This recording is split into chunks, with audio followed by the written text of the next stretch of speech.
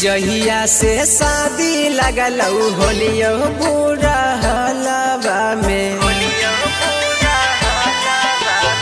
कि जहिया से शादी लगल होलियो बुरा हलवा में बैठी के रोतौ तोर पगला जाई मालवा में बैठी के रोतौ तोर पगला जाई मालवा में।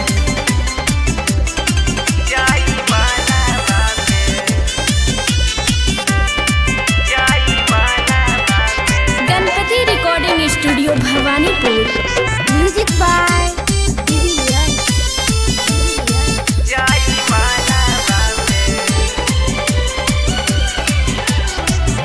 बात बात में करहली हमसे जांच बतावागे दिनवा तक कट जाहो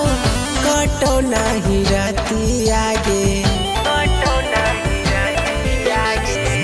बात बात में करहली हमसे जांच बतावागे दिनवा तक कट जाहो कटो नहीं रहती आगे गलवा से गलवा ना मिलनी फिलहलवा में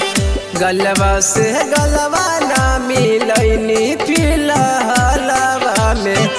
बैठी के रोतौ तोर पगला जाई मालवा में बैठी के रोतौ तोर पगला जाई मालवा में।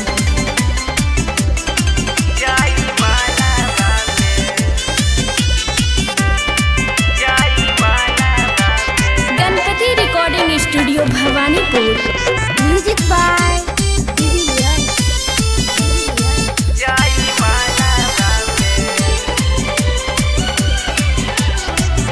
दिलवा पे मारी के तू